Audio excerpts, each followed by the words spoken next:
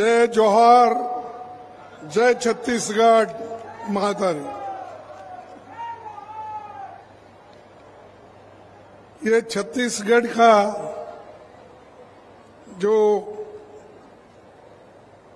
सम्मेलन, भरोसे का सम्मेलन हो रहा है, जिसमें हमारे सभी नेताओं ने इसमें भाग ली, तो ऐसा सम्मेलन शायद देश के किसी कोने में या किसी भाग में नहीं हुआ। ये पहली बार है कि हर जगह ये भरोसे का सम्मान यहाँ छत्तीसगढ़ में हो रहा है और इसका नेतृत्व भूपेश बघेल जी कर रहे हैं। मेरा एक सजेशन है, जरा सोच के आप देखिए कि भरोसे का सम्मेलन के बजाय भरोसे का अनुष्ठान सम्मेलन अगर कहे तो बहुत बड़ा होगा, क्योंकि सिर्फ भरोसे का सम्मेलन बोले तो सिर्फ भरोसा दिए उसका सम्मेलन, ऐसा अर्थ निकलता है मेरे हिसाब में, क्योंकि मेरी हिंदी जरा कमजोर है ना। लेकिन ये भरोसे का अनुष्ठान सम्मेलन, तो ये अनुष्ठान करके लोगों को पैसे देकर, महिलाओं को मदद करके, विद्यार्थियों को मदद करके, युवाओं को मदद करके, किसानों को मदद करके अनुष्ठान होने के बाद ऐसे सम्मेलन हर जगह हो रहे। तो ये अनुष्ठान सम्मेलन बहुत भारी संख्या में चल रहा है, तो इसीलिए मुझे खुशी है और मेरी अध्यक्षता में कांग्रेस के 85वां महाधिवेशन छत्तीसगढ़ में हुआ। ये मेरे जीवन में भी एक नया इतिहास यहाँ पर आपने स्थापित किया। इस भाजपा सरकार नगर नार स्टील प्लांट का जो प्राइवेटाइजेशन करना चाह रही है, अभी उसका जिक्र भूपेश बघेल जी ने किया। अगर नगर नार स्टील कारखाने जो 2009 में अप्रूव हुआ था, लेकिन मोदी सरकार उसको आगे नहीं बढ़ा रही, क्योंकि ये सब प्राइवेट को देना चाहते हैं मोदी जी। क्योंकि जब प्राइवेट को देंगे तभी उनको कुछ मिलेगा, अगर सरकार करेगी तो गरीबों को मिलेगा। इसीलिए ये जो है स्टील प्लांट, इसको मजबूती के साथ आप लड़ना होगा और इसको बना के आप बताना होगा, क्योंकि इसका फायदा गरीबों के लिए है। करोड़ों रुपए का यहाँ पर व्यवहार होता है और युवकों को नौकरी मिलती है। इसीलिए ये जरूरी है कि पब्लिक सेक्टर या गवर्नमेंट इसको चलाए और मजबूती के साथ अगर इसको चला दिए तो हजारों लोगों को इसमें नौकरी मिलेगी। मोदी साहब हमेशा अच्छे इंस्टीट्यूशन को भी खराब करते हैं और उन्होंने डिसइन्वेस्टमेंट के लिस्ट में भी डाल दिया था। कई प्लांट उन्होंने हर जगह बेचते आए, कांग्रेस बनाते आई, मोदी जी बेचते जा रहे।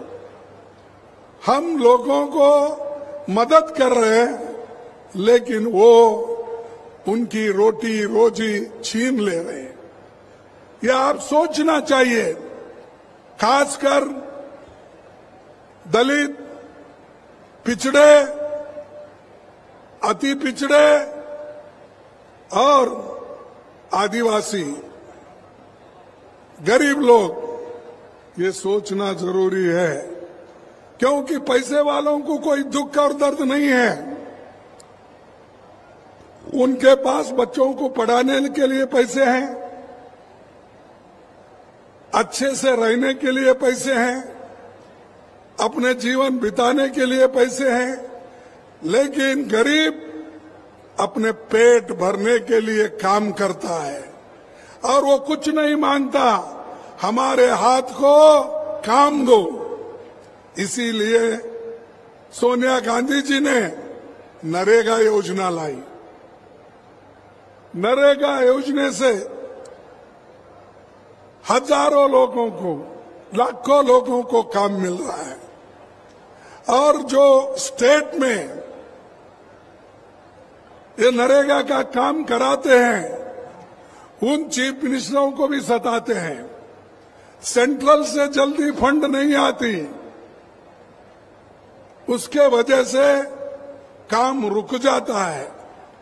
लेकिन यहां पर मैं कहूंगा बड़े हिम्मत के साथ कि भूपेश बघेल, केंद्र से पैसा आने दो या नहीं आने दो, लेकिन अपना काम कभी उन्होंने रोका नहीं। ये देन है, ये कांग्रेस की देन है और बघेल साहब के मंत्रिमंडल की देन है। सभी ने मिलके इस छत्तीसगढ़ के सरकार को आप चला रहे, इसीलिए मैं आप लोगों को बधाई देता हूं। और जो काम केंद्र सरकार करना चाहिए, वो काम हमारे कांग्रेस पार्टी की सरकार यहां पर चला रही है, कर रही है। मोदी साहब यहां पर आए और छत्तीसगढ़ के जंगल, जमीन, पानी, इसके बारे में कुछ नहीं बोलते। उन्होंने यहां आए सिर्फ छत्तीसगढ़ के सरकार को गालियां देना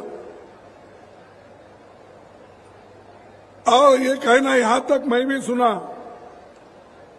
कि ये सरकार गोबरी बेच के पैसा खा रहे हैं।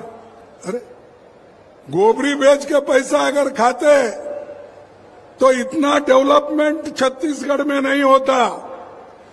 गोबरी बेचने वाले, खाने वाले गाय के नाम पे बीजेपी है, कांग्रेस नहीं।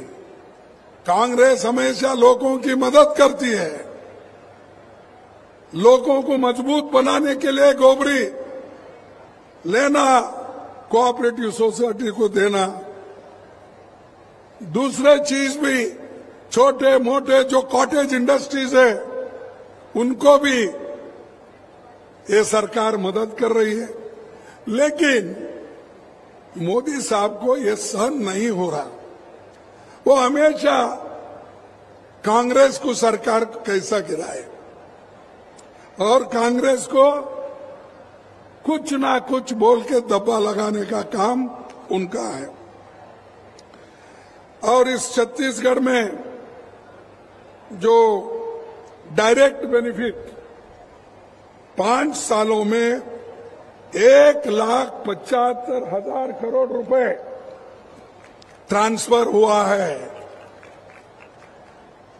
और 5 सालों में छत्तीसगढ़ में 40 लाख लोग गरीबी से ऊपर उठे हैं। Welcome to K-Mall, a premium project by Kaleen Group. K-Mall is in the heart of Kolkata's electronic, garment and lifestyle hub, Khidirpur. K-Mall, which is designed as a world-class mall, is the outcome of endless effort of our experts, combined with modern superb techniques and new age design. Book now